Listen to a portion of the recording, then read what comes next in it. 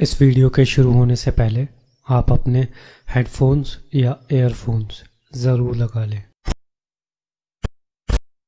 जब अजय वहां पहुंचा तो उसे उस जगह की एक पेंटिंग बनाने का आइडिया आया। अजय ने कैनवास ड्रॉ करना शुरू किया ही था कि उसकी डोरबेल बजी। गेट खोलकर देखा तो सामने एक 20-22 साल का लड़का खड़ा था और उसने अजय को देखते हुए बोला, सर मैं आपकी पेंटिंग्स का बहुत बड़ा फ़ैन हूँ, क्या मुझे प्लीज़ बस आपका एक ऑटोग्राफ मिल सकता है? लाओ, कहाँ देना है ऑटोग्राफ? सर मेरे पास कोई पेपर या पेन तो नहीं है। अच्छा रुको, मैं लेकर आता हूँ। अजय ने उस लड़के को बाहर ही रुकने को कहा और अंदर आकर अपनी डायरी का एक पन्ना फाड़ा और उस पन्ने पे उस लड़के के लिए ऑटोग्राफ लिखकर वापस देने गया तो देखा वो लड़का वहाँ से जा चुका था। अजय ने उस पेपर को बाहर ही छोड़ दिया और दरवाज़ा बंद करके बस पलटा ही था कि तभी अजय ने जल्दी से दरवाज़ा खोलकर देखा, लेकिन बाहर कोई नहीं था। अजय ने उस पेपर को उठाकर देखा तो उस पर लिखा था, यहाँ से जल्दी चले जाओ वरना तुम भी बाकी सब की तरह मारे जाओगे। अजय घर से निकलकर पास में ही बनी एक चाय की दुकान पर पहुंचा और वहां जाकर उस चाय वाले से पूछा, क्या कोई लड़का आया था मुझे यहाँ ढूंढते हुए? क्या तुमने देखा किसी को? अरे साहब, सुबह से ना जाने कितने लोग आ चुके हैं आपको ढूंढते हुए। आज लगभग 1 साल हो चुका था अजय को एक अच्छी पेंटिंग बनाए हुए। अजय भटनागर एक जाना माना पेंटर था और कुछ सालों में उसने काफ़ी सक्सेसफुल पेंटिंग्स बनाई। उसकी पेंटिंग सिर्फ पेंटिंग तक मौजूद नहीं रहती थी, अजय असलियत को अपने कैनवस पर उतारता था और आज काफ़ी समय बाद उसे उसके कैनवस के लिए एक हकीकत मिल गई थी और हकीकत भी ऐसों की जिनका वजूद ही इस दुनिया से ख़त्म हो चुका है। गोवा के जानकी बांध में उसे एक ऐसे घर के बारे में पता चला जहां कई सारे पैरानॉर्मल इन्वेस्टिगेटर्स ने आत्माओं के होने का दावा किया था।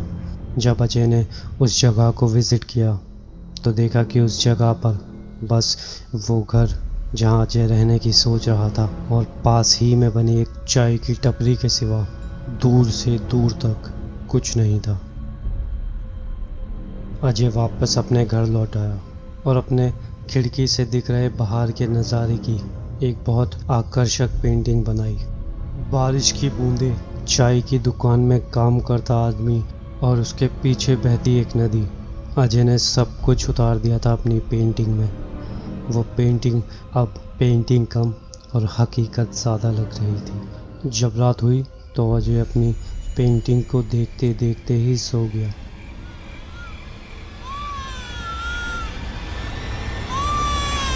अजय ने उठकर देखा तो पूरे घर में अजय के सिवा कोई नहीं था। देखते ही देखते अजय की नज़र उसकी बनाई हुई पेंटिंग पर पड़ी तो अजय का खून एकदम से ठंडा पड़ गया, क्योंकि जो पेंटिंग अजय ने सोने से पहले बनाई थी उस पेंटिंग में बनाए हुए लोग अब उस पेंटिंग में मौजूद नहीं थे।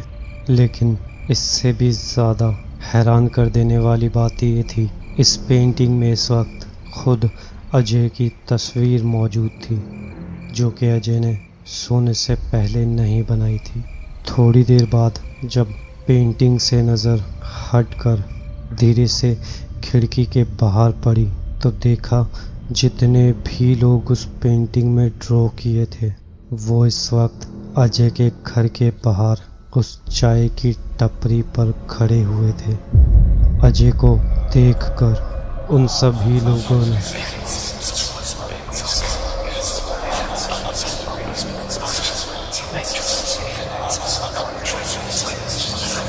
ये सारी आवाज़ें अजय के कानों के पर्दे फाड़ रही थी। उसने अपने दोनों हाथों को अपने कानों पर रखा और चीखता हुआ दीवार से लग कर नीचे बैठ गया। कुछ देर बाद जब अजय ने अपने कानों से हाथ हटाए तो सारी आवाज़ें आना बंद हो चुकी थी।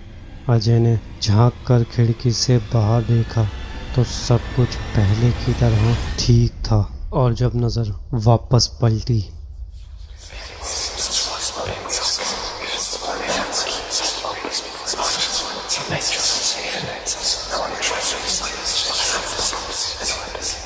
अजय की पेंटिंग में बस एक ही रंग की कमी रह गई थी।